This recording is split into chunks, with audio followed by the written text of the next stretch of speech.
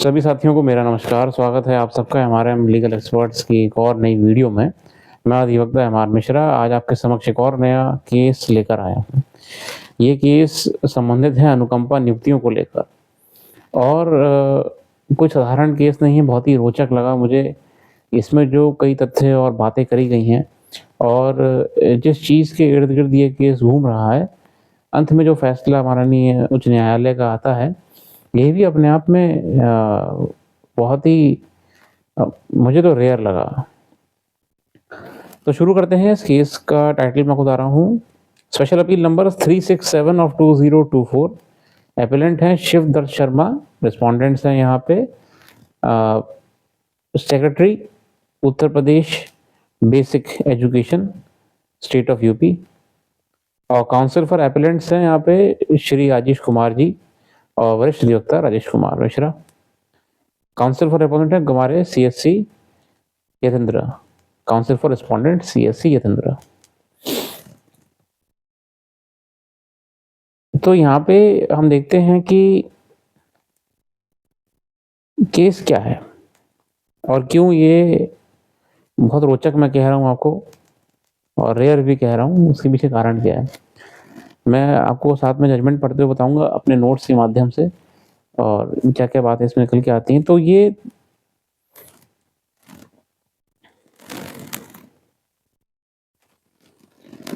अब जो ये शिवदत्त शर्मा जी होते हैं,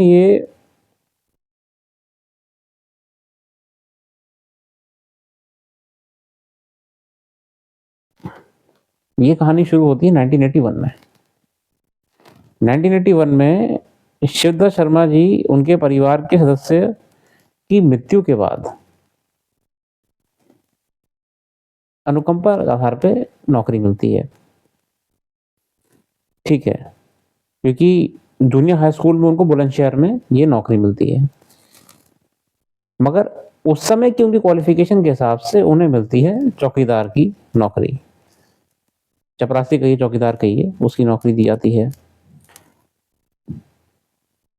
अब 1984 में जब उन्होंने ये विभागीय अनुमति प्राप्त कर लेते हैं, बीएड की डिग्री हासिल की जब बाद में उन्होंने 1984 में, तो इसके बाद 1986 में उन्हें सहायक शिक्षक के पद पे पदोन्नत किया गया।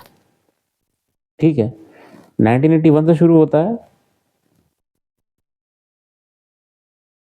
और 1984 आते आते विभाग की अनुमति से वह जब अपनी बीएड की डिग्री पा लेते हैं, जैसे कि हम जानते हैं कि देखिए नौकरी जो मिलती है वो आपकी क्वालिफिकेशन के हिसाब से भी मिलती है कि आपकी उस समय क्वालिफिकेशन क्या रही हो।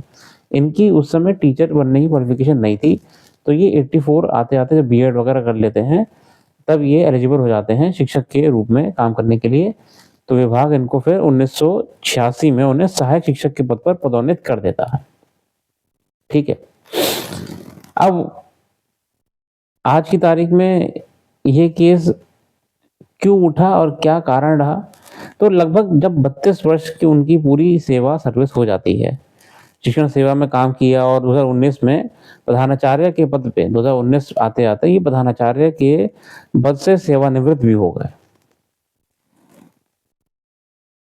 मगर जब इनका रिटायरमेंट पास में आया तो सेवानिवृत्ति के थोड़े पहले ही इन पे ये आरोप लगाया गया कि उन्होंने अपनी तो चौकीदार की जो नियुक्ति ली थी अनुकंपा नियुक्ति के आधार पे वो भी ली, और मगर जब उन्होंने शिक्षक वाली नियुक्ति ली बाद में, वहां पे ये विभाग को डिस्क्लोज नहीं करा कि वो ऑलरेडी अनुकंपा के आधार पे चौकीदार थे,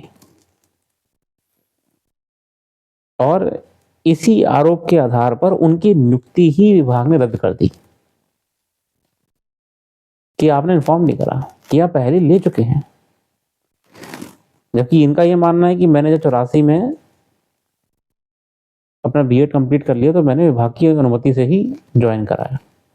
विभाग का ये कहना है कि विभाग की अनुमति से ज्वाइन तो करा आपने, मगर आपने ये बात छुपाई थी कि आप पहले से चौकीदार भी थे और अनुकंपा नियुक्ति के आधार पे आपको नियुक्त करा गया था। आगे देखते हैं।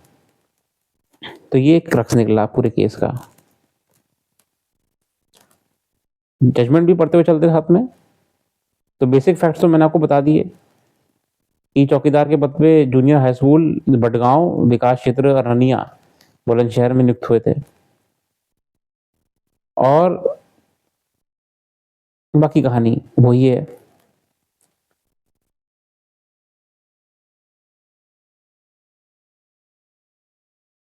जिसमें ब्लॉक एजुकेशन ऑफिसर होते हैं अरनिया के, वो कहते हैं कि petitioner by concealing the fact relating to his first appointment on compassionate ground had obtained the appointment against the post of assistant teacher. The petitioner was directed to submit his explanation along with evidence in regard to the same failing, which it would be presumed that he had nothing to say in the matter and departmental proceeding would be initiated against him. और अगर उन्होंने ये block education officer को लिखित में जवाब नहीं दिया कि ऐसा क्यों है कि इन्होंने छुपाया है या फिर इनके चौकीदार होने की ज्ञान विभाग को नहीं है, अगर जवाब नहीं देंगे तो इनको विभाग की इंक्वायरी शुरू करी जाएगी।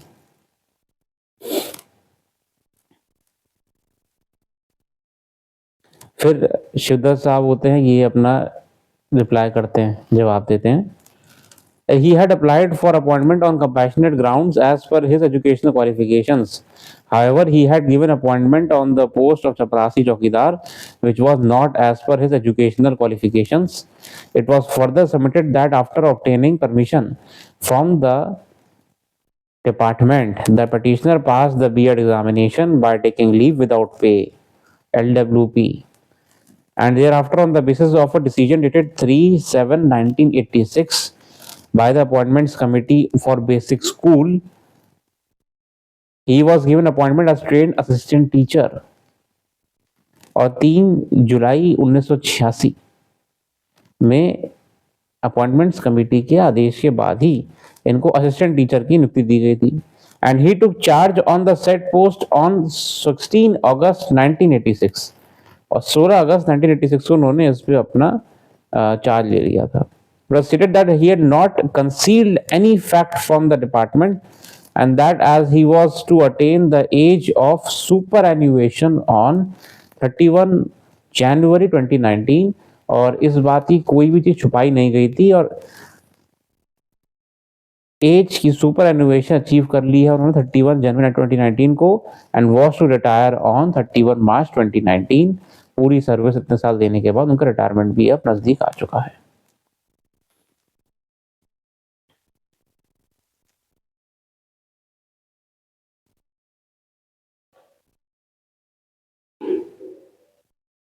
बाद में इनके खिलाफ एक लेटर जारी होता है, आदेश, कार्यालय आदेश जारी होता है कि अपने आप, पूरा लेटर में पढ़ के बताता हूँ। आप अपने पत्र दिनांक स्वयंसो का संदर्भ ग्रहण करें जिसके माध्यम से आप द्वारा अवगत कराया गया है कि मृतक आश्रित के रूप में विभाग द्वारा आपकी नियुक्ति चौकीदार के पद पर स्वयंसो क्षेत्र में स्वयंसो स्कूल में की गई। पुनः विभाग द्वारा मृतक आश्रित के रूप में आपकी नियुक्ति प्राथमिक विद्यालय बदौली विकास क्षेत्र अरनिया में सहायक अध्यापक के पद पर की गई तथा आपके द्वारा दिनांक स्वयंसो को कार्यभार ग्रहण भी किया गया। अतः उक्त परिस्थिति को दृष्टिगत रखते हुए तत्काल प्रभाव से आपको आदेशित किया जाता है कि आप निम्नलिखित अभिलेख 1 सप्ताह के अंदर अधो हस्ताक्षरी कार्यालय में प्राप्त करना सुनिश्चित करें। चौकीदार पद हेतु आवेदित पत्रावली की छाया प्रति। अब इसी के लिए क्या होता है, ब्लॉक एजुकेशन ऑफिसर होता है, वो उनसे सब डिटेल्स एंड डॉक्यूमेंट्स मांगता है कि आप जरा अब उस शुरुआत से और जीरो से अपॉइंटमेंट्स की पूरी डॉक्यूमेंट सबमिट करिए। अध्यापक नियुक्ति समिति का निर्णय, और जिस नियुक्ति का आप बात कर रहे हैं अपॉइंटमेंट्स कमेटी की, कि आपको वहां से ऑर्डर मिला है नियुक्ति का समिति का, तो आप वो भी दीजिए। सहायक अध्यापक के पद का नियुक्ति पत्र की छाया प्रति, सहायक अध्यापक के पद पर की गई दिनांक स्वयंसो की कार्यभार ग्रहण आख्या की छाया प्रति। बाद में 3 सदस्यीय इंक्वायरी कमेटी बिठाई जाती है इनके ऊपर block education district basic education officer द्वारा बुलंदशहर में। वो भी लेटर आपका इसमें संलग्न है।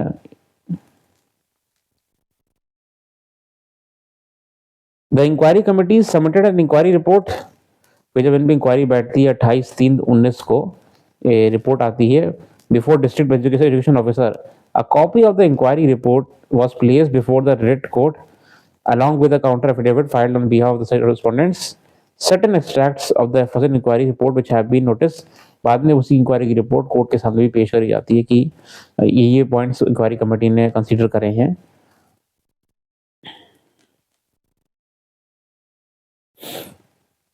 पॉइंट्स क्या हैं? पॉइंट्स देखें। श्री शिवदास शर्मा प्रधानाध्यापक प्राथमिक विद्यालय सोयनसो पत्रावली में उपलब्ध सेवा पुस्तिकाओं व अन्य साक्ष्यों के आधार पर प्रकरण की जांच आख्या निबंधित है। श्री शिवदास शर्मा द्वारा अपने पिता स्वर्गीय सोयनसो की मृत्यु उपरांत मृतक आश्रित के रूप में जूनियर हाई स्कूल सोयनसो विकास क्षेत्र सोयनसो में चौकीदार के पद पर की गई नियुक्ति के क्रम में दिनांक सोयनसो कार्यभार ग्रहण किया गया था। मतलब कि उस 1981 वाली डेट में उन्होंने अपना एज अ चौकीदार ज्वाइनिंग करी थी। चौकीदार के पद पर नियुक्ति के समय श्री शिवदत्त जी की शैक्षिक योग्यता स्नातक थी, उस समय ग्रेजुएट थे। इसके उपरांत आपके कार्यालय जिला बेसिक शिक्षा अधिकारी के पत्रांक सोयनसो के द्वारा शिव शर्मा की नियुक्ति प्राथमिक विद्यालय बदौली विकास क्षेत्र में सहायक अध्यापक के पद पर की गई, जिसके क्रम में शिवदत्त शर्मा को ही प्राथमिक विद्यालय बदौली विकास क्षेत्र में सहायक अध्यापक के पद पर कार्यभार ग्रहण किया गया। ठीक है, आगे बताया गया है कि श्री शिवदत्त शर्मा अपने प्रार्थना पत्र दिनांक सोयनसो जो शिक्षा सचिव महोदय बेसिक शिक्षा विभाग लखनऊ को संबोधित है में स्पष्ट उल्लेख किया गया है कि कार्यालय जिला बेसिक शिक्षा अधिकारी बुलंदशहर के आदेश संख्या सोयनसो के अनुसार मैंने बीएड के लिए लिखित अनुमति मांगी थी, जिसमें आदेश हुआ कि शिवदत्त शर्मा चौकीदार जूनियर हाई स्कूल बड़गांव को उनके प्रार्थना पत्र दिनांक सोयनसो तथा प्रधान अध्यापक की संस्तुति के आधार पर बीएड शिक्षा शास्त्री में प्रवेश की अनुमति दी जाती है।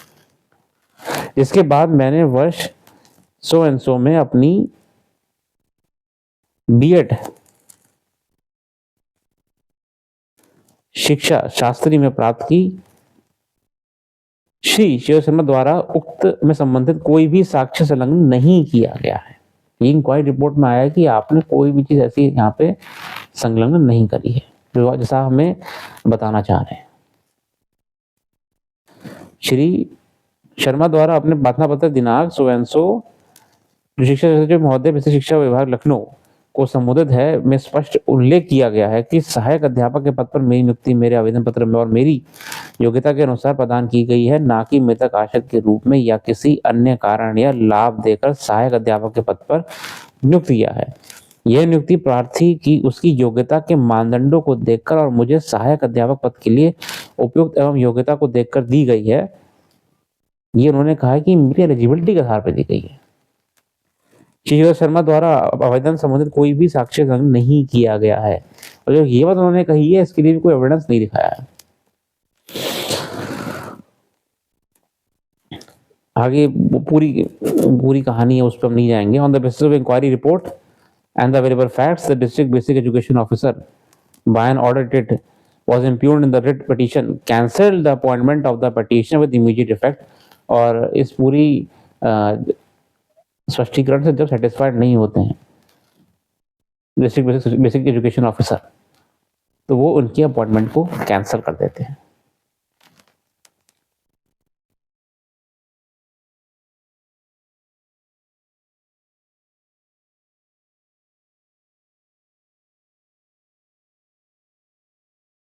अब इसको लेके हाईकोर्ट क्या ऑब्जर्वेशन लेता है माननीय उच्च न्यायालय। The Senate judge held that appointment of the petitioner was against the rules. However, since he had worked for a period of 32 years, बहुत ही मजेदार बात है, मगर क्योंकि वो 32 साल तक अपनी सेवाएं दे चुका है and was close to his age of superannuation, और ये भी हम नहीं इग्नोर कर सकते कि अब ये अपनी काम करने की जो उम्र है, जो क्षमता है, उसे अचीव कर चुके हैं। The writ petition was disposed of without interfering in the order impugned by providing that the payments made to the petitioner towards salary and other allowance would not be recovered। कि on the basis of natural justice हम कह सकते हैं, प्राकृतिक न्याय के आधार पर उनसे ये कहा जाता है कि इस पूरी सेवा को तो उन्होंने करी है, एम्प्लॉयमेंट के आधार पे जो अपना वेतन वगैरह लिया है, वो बहुत ही क्लियर कट सर्विस रिकॉर्ड की रही है, अच्छी रही है। अब हम इनसे कोई भी रिकवरी की मांग तो नहीं कर सकते। Contention of the learned counsel appearing for the appellant petitioner is based primarily on the assertion that the petitioner, having worked on the post of assistant teacher for a fairly long period, the cancellation appointment could not have been ordered at this stage, particularly when the petitioner was to retire from service। अभी retire होने वाले हैं, अब इनकी क्या ही आप achieve करना चाह रहे हैं इनको डिसमिस करके सर्विस से। As regards the lack of requested training and qualification, that is BTC, it was urged that at a point of time there was a shortage of BTC trained teachers. Consequently, it was practiced in the basis of schools to appoint teachers having qualification of B.Ed। और ये भी कहा गया कि एक time ऐसा था शिक्षा विभाग में भी, जब बहुत कमी थी टीचर्स की, तो B.Ed करे हुए लोग को भी ऐसे भर्ती हो गई थी। Controverting the forces submissions, learned counsel appearing the state respondents in the basic Shiksha Parishad have argued that the petitioner appointment as assistant teacher was illegal in as much as he did not possess the prescribed training qualification at the time of his appointment। और state फिर भी oppose करने का प्रयास करता है कि यहाँ पे जब उस समय इनकी नियुक्ति करी गई, चलिए मान लेते हैं, मगर इनके पास प्रॉपर ट्रेनिंग क्वालिफिकेशंस भी तो नहीं थी जो उस पोस्ट के लिए चाहिए। It has been pointed out that despite ample opportunity to produce the relevant documentary evidence in regard to his assertion that he had obtained the B.Ed degree after obtaining permission from the concerned authority, and also to support his claim with regard to his appointment having been validly made by following the due selection procedure, the petitioner could not adduce any material to demonstrate that his appointment had been validly made or that he possessed the requested qualification for the post। और state ये बार बार कहता है कि sir देखिए, ये इन्होंने ना तो कोई हमारे सामने जो बातें कही थी पत्र में कि ऐसे ऐसे नियुक्ति हुई है, सब चीज़ ऑन रिकॉर्ड है, और अपॉइंटमेंट्स कमेटी से क्लैरिफिकेशन ली, वो परमिशन लेके करी है, ये सब कुछ भी सबमिट नहीं करा है। It also submitted that a petitioner having once been appointed as compassionate grounds on the post of Chowkidar, Chaprasi is recognized basic school, he could not have obtained appointment again on compassionate grounds। और एक बार जब आप अनुकंपा आधार पर नियुक्ति ले चुके हैं, तो आप उसको दो बार कैसे ले लिया आपने, है ना? ये कोई वो थोड़ी कूपन कोड है, एक ही बार लग गया, खत्म है। The principal issue which arises of consideration is as to whether, in the light of admitted position, that a petitioner having not possessed the necessary qualification for the post of assistant teacher, the appointment granted to him without following due procedure could be held to be valid। The other issue would arise for consideration would be as to whether the petitioner, having once awaited the benefit of appointment on basic compassionate grounds, could claim appointment on the post of assistant teacher again on the compassionate grounds। मतलब ये बात निकल के आई कि एक बार आप ले चुके हैं अपॉइंटमेंट के, दूसरी बार लेना वाजिब है।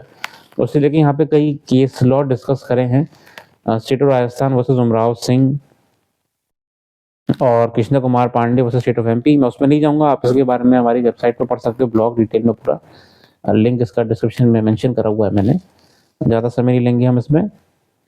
तो अब ये यहाँ पे पॉइंट, ये एक जो स्टेट का बहुत ही वैलिड पॉइंट होता है कि सर चलिए कोई बात नहीं, मगर ये बताइए कि क्या ये बात वाजिब है कि आप कंपैशनेट ग्राउंड्स पे एक से अधिक नियुक्ति नहीं ले सकते हैं? इन्होंने कैसे ले ली है?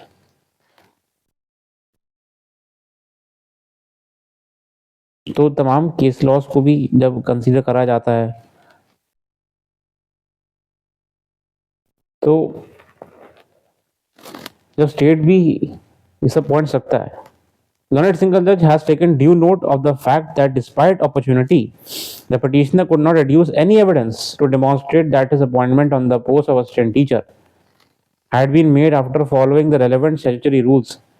It has also been taken note of the petitioner did not possess the essential training qualification for being appointed on the said post, a fact which at no stage was disputed by the petitioner।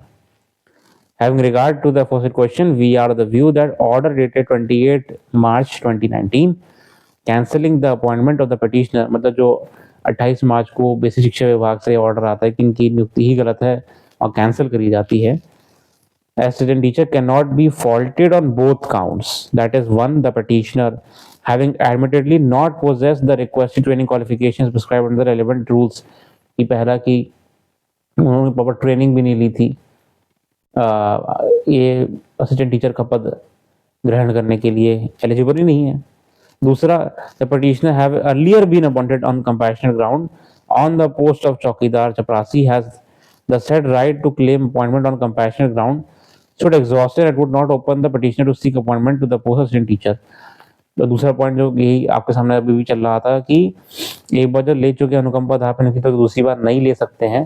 Court अब ये इसमें ये कहता है कि the fact that petitioner had worked for a fairly long period of time, थोड़ा सा यहाँ पे हम अगर आप देखें कि बात तो सही है स्टेट की भी और शिक्षा वैसे शिक्षा विभाग की, मगर अब यहाँ पे कोर्ट के सामने बड़ा एक डिलेमा चीज़ आ जाती है कि व्यक्ति ने सर्विस भी पूरी अपनी कर ली है, 32 साल की सेवा भी दी है, तो आप ये भी नहीं कह सकते कि आपने 32 साल की सैलरी वापस करी है अपनी और जितने आपने सुविधाएं ली हैं वापस करी है, क्योंकि ऐसा आप उनकी सर्विस को भी डिनाई नहीं कर सकते। सर्विस का रिकॉर्ड भी बहुत सही रहा है इनका, पूरी सर्विस दी है अपनी जहाँ जहाँ पे अपॉइंटमेंट रही है इनकी बढ़िया करके।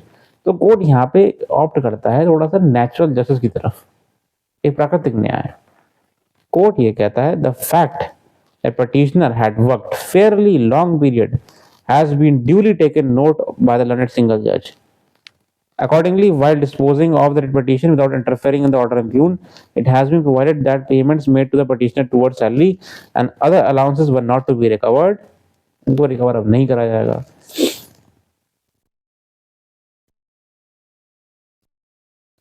और ओवरऑल कोर्ट बाद में ये कहता है कि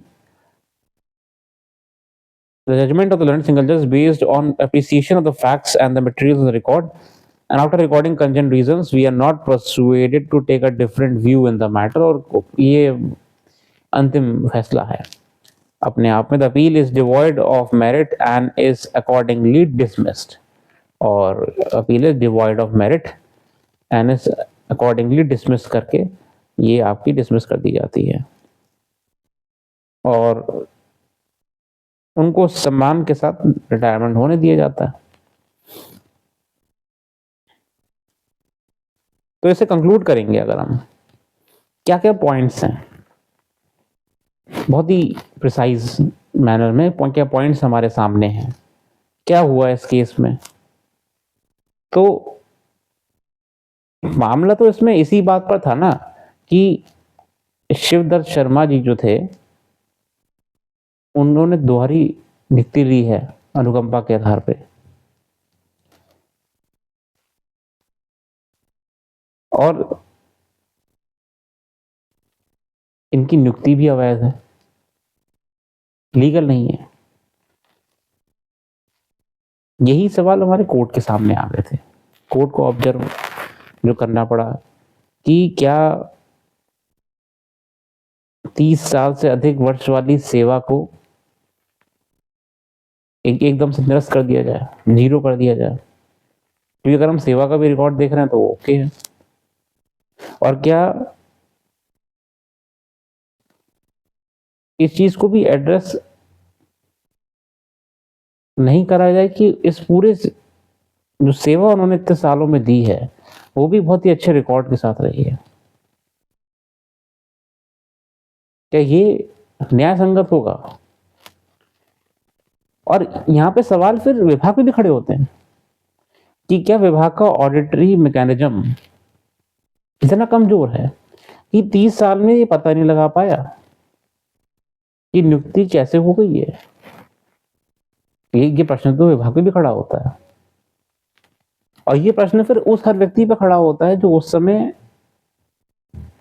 प्रशासनिक पदों पे था जिस समय इनकी नियुक्ति हुई थी, अपॉइंटमेंट मिली थी। ये पॉइंट भी आता है। आप यहाँ पे सीधे सिर्फ एक सिंगल डायरेक्शन में ही नहीं देखिए, आप डबल डायरेक्शन में देखिए। ये सवाल तो यहाँ पे उन पे भी उठता है कि 30 साल में विभाग भी इतना लेथार्जिक है, विभाग इतना कैसे ओवरसाइट रख रहा है अपने एम्प्लॉइज पे कि वो ये जांच नहीं कर पा रहे कि कौन से एम्प्लॉइज रिलेवेंट है, कौन से नहीं है। और ये क्या हम प्रेजुडाइज कह सकते हैं कि अचानक से आपको इनके रिटायरमेंट के पास आते ही आपने इनके खिलाफ इंक्वायरी बिठा दी और इनको आपने हटाने का प्रयास करा।